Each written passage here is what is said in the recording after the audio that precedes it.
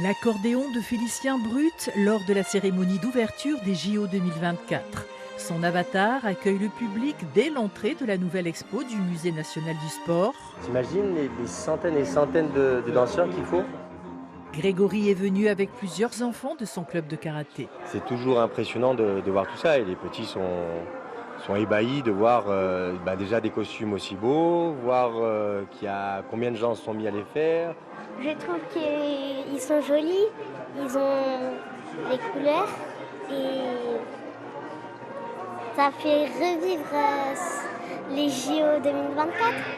L'exposition fait aussi la part belle aux Jeux paralympiques et aux émotions incroyables que ces athlètes hors pair ont suscitées chez les téléspectateurs.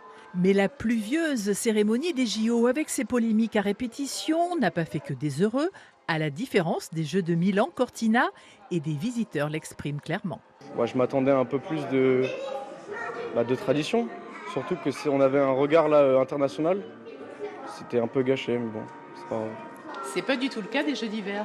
Non, les Jeux d'hiver, non, pas du tout. L'Italie a été très bien représentée, avec le patrimoine, la musique, l'art, rien à dire.